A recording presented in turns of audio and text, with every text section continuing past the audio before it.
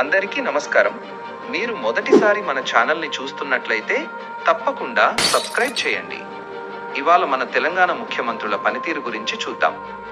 తెలంగాణ రాష్ట్రం ఏర్పడిన తర్వాత మన తొలి ముఖ్యమంత్రి కల్వకుంట్ల చంద్రశేఖరరావు గారు. వారు ముఖ్యమంత్రి స్థాయిని మరిచిపోయి పదవిలోకి వచ్చిన వెంటనే ఎర్రవెల్లి అనే గ్రామంలో పూర్తిగా ఆ గ్రామం మొత్తం డబుల్ బెడ్రూమ్ ఇళ్లు కట్టించారు. అలాగే తన సొంత ఊరైన చింతమడకలో చాలా మందికి 10 లక్షల చొప్పున పెద్ద మొత్తంలో డబ్బు పంపిణీ చేశారు. ఈ 2 గ్రామాలే తెలంగాణలో ఉన్నాయా అనే అనుమానం చాలా మందికి వచ్చి ఉంటుంది.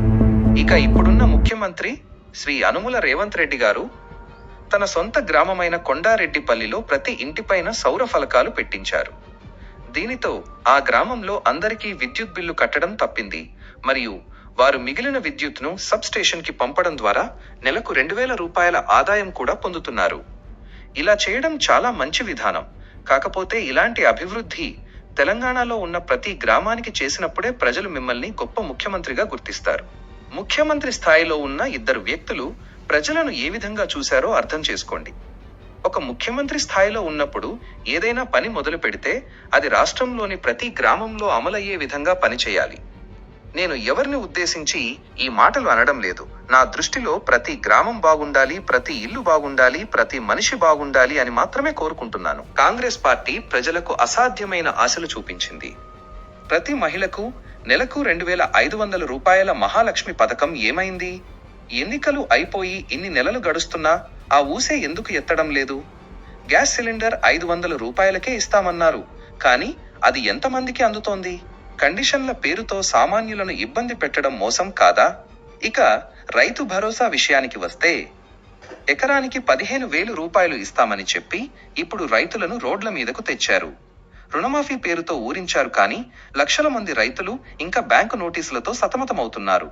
మహాలక్ష్మి పేరుతో ప్రతి మహిళకు 2500 రూపాయలు, 500 రూపాయలకే మహిళలకు గ్యాస్ సిలిండర్, ఆర్టీసీ బస్సులో ఉచిత ప్రయాణం, రైతు భరోసా కింద 15,000, వ్యవసాయ కూలీలకు 12,000 చొప్పున వారి పంటలకు క్వింటాల్కి 500 బోనస్ రూపంలో రైతులకు అందజేస్తామని ఏకంగా సోనియా గాంధీ గారు చెప్పారు. ఒకప్పుడు బలిదేవత అన్న రేవంత్ రెడ్డి గారు కూడా చెప్పారు. మరియు ప్రతి కుటుంబానికి 200 యూనిట్ల ఉచిత విద్యుత్ అని చెప్పారు.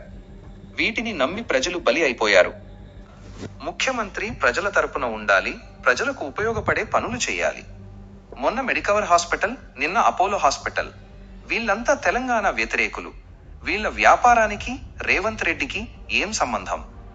ఇప్పటికైనా ముఖ్యమంత్రి చూపు అభివృద్ధి వైపు ఉండాలనే నినాదంతో పనిచేయాలి. జగిత్యాల నుంచి జనగాం వరకు, మంచిర్యాల నుంచి మహబూబ్ నగర్ వరకు, ఖమ్మం నుంచి కరీంనగర్ వరకు, సిరిసిల్ల నుంచి సికింద్రాబాద్ వరకు, వరంగల్ నుంచి నిజామాబాద్ వరకు ఈ ప్రాంతాల అభివృద్ధి గురించి ఆలోచన చెయ్యి. అంతేకాని అమరావతి నుంచి అనకాపల్లి వరకు, గుంటూరు నుంచి గుడివాడ వరకు జరిగే అభివృద్ధి గురించి తెలంగాణ ముఖ్యమంత్రికి అవసరం లేదు. తెలంగాణ నిధులు తెల్ల కాగితం మీద లెక్క లేకుండా పోతున్నాయి. ప్రస్తుతం ఉన్న బీఆర్ఎస్, భారత రాష్ట్ర సమితి ప్రశ్నించడమే మానేసింది. ఇలాంటి వారి వల్ల తెలంగాణకు కొంచెమైనా ఉపయోగం ఉందా? ఇక బీజేపీఎఫ్ భారతీయ జనతా పార్టీ విషయానికి వస్తే, మోదీ గారు అధికారంలోకి వచ్చి 12 సంవత్సరాలు దాటింది. తెలంగాణకు ఒక్క పని చేసింది లేదు. పైగా 8 మంది ఎంపీలను గెలిపించారు. ఎవరైనా నేను చెప్పిన పార్టీలకు అభిమానులు అయి ఉంటే బాధపడకండి. మీ నాయకులను ఒకసారి ప్రశ్నించండి. ఎమ్మెల్యే గారు, అసలు మీరు చేసిన అభివృద్ధి ఏమిటి? అప్పుడు మీ అభిమాన నాయకుడు మిమ్మల్ని వెంటనే మెడపట్టుకుని నేనిచ్చిన 500 తీసుకుని ప్రాణంతో మొదలు పెడతారు.